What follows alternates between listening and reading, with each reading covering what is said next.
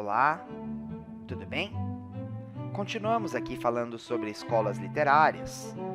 Vamos continuar falando sobre o arcadismo, que é a arte do século XVIII, os anos 1700. Falaremos agora sobre os poetas principais. Quem são os principais nomes do arcadismo? Aqui no Brasil, o principal nome será Tomás Antônio Gonzaga. Lá em Portugal, o principal nome vai ser Manuel Maria Barbosa de Bocage. Vamos falar sobre os dois. Vamos começar falando sobre Tomás Antônio Gonzaga. Tomás Antônio Gonzaga foi um homem poderoso, um homem influente aqui no Brasil. Tomás Antônio Gonzaga acaba conhecendo Maria Joaquina Doroteia de Seixas, uma menina, e acaba se apaixonando por ela. Observe que Tomás Antônio Gonzaga, nessa época, tinha por volta de 40 anos de idade, enquanto Maria Doroteia tinha 17 anos de idade. Tomás Antônio Gonzaga, então, se apaixona por essa moça e vai retratar esse amor em um livro chamado Marília de Dirceu. Tomás Antônio Gonzaga acaba se envolvendo na Inconfidência Mineira e, por conta de seu envolvimento, vai acabar sendo julgado e condenado ao degredo na África. Tomás Antônio Gonzaga, então, é expulso do Brasil e é mandado para a África, onde vai passar o resto de sua vida. Mas Tomás Antônio Gonzaga escreve Marília de Dirceu. Vamos observar aqui um trecho de Marília de Dirceu e vamos observar que Tomás Antônio Gonzaga, assim como outros poetas árcades, utiliza os pseudônimos pastoris. No caso de Tomás Antônio Gonzaga, o pseudônimo dele é Dirceu. Vamos observar então um trecho de Marília de Dirceu. Num sítio ameno, cheio de rosas, de brancos lírios, murtas viçosas, dos seus amores na companhia Dirceu passava alegre o dia. Em tom de graça, ao terno amante, manda Marília que toque e cante. Aqui um trecho de Marília de Dirceu. Observe aqui características fundamentais da estética do arcadismo.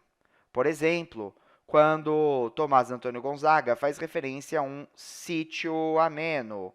O sítio ameno você já conhece como o lugar ameno.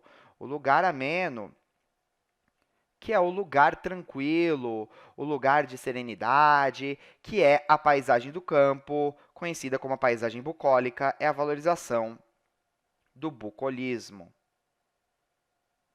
Observe, então, aqui a referência ao campo, as rosas, os lírios, as murtas, as plantas do campo, uma referência ao bucolismo. Observe também que Tomás Antônio Gonzaga utiliza os pseudônimos pastoris, quando ele se refere a si mesmo como Dirceu e quando ele se refere a Maria Doroteia como Marília. São os pseudônimos pastoris.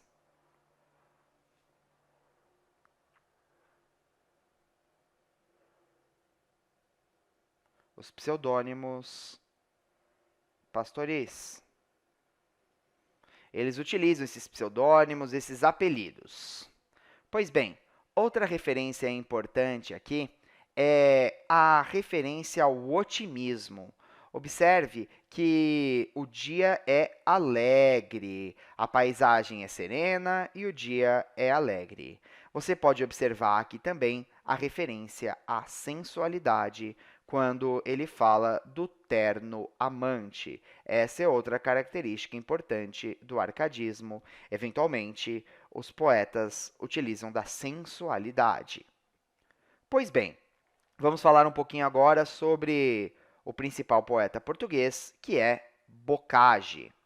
Bocage teve uma vida um tanto quanto difícil. Bocage era grande admirador de Camões, uma vez que Bocage está no período do arcadismo, um período que vai retomar características do classicismo e que no classicismo o principal nome foi o próprio Camões.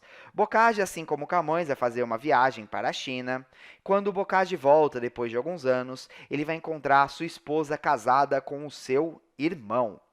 Bocage então vai partir para uma vida regada a mulheres e bebida, uma vida bastante boêmia.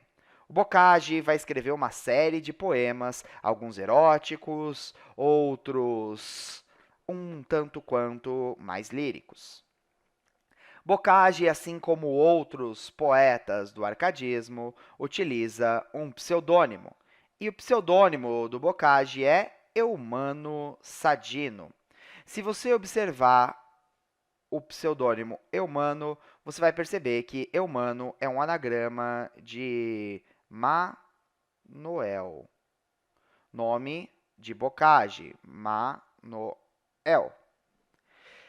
Sadino faz referência à sua cidade de origem, faz referência ao seu local de nascimento, faz referência ao rio Sado, que ficava próximo de sua cidade. Bocage, Eumano Sadino, vai ter uma produção poética bastante interessante também. Vamos observar aqui uma poesia do arcadismo de Bocage.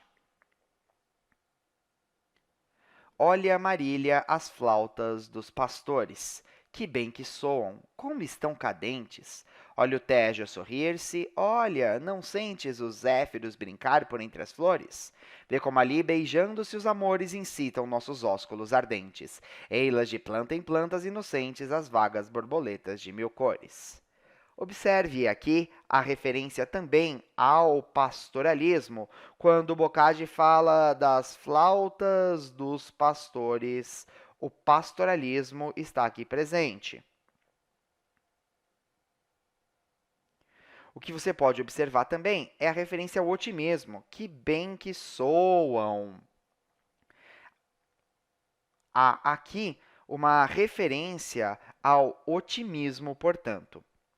Observe também a referência ao rio Tejo e observe que essa paisagem retratada é uma paisagem de tranquilidade, é uma paisagem de serenidade, porque o rio Tejo está a sorrir-se. É o bucolismo, que também aparece na poesia do Bocage. O que você vai encontrar aqui também são os zéfiros. Os zéfiros são referências e os amores à mitologia greco-latina, características importantes também do arcadismo.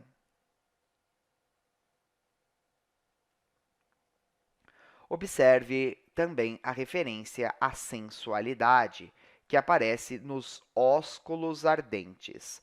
Ósculos são os beijos ardentes. Agora, de tudo isso, é importante você perceber também que o nome Marília não era uma exclusividade de Tomás Antônio Gonzaga. O nome Marília era um pseudônimo pastoril bastante comum nessa época, e Bocage vai fazer referência a uma mulher utilizando também o nome Marília. É a utilização de um pseudônimo pastoril, mais uma característica do arcadismo de Bocage.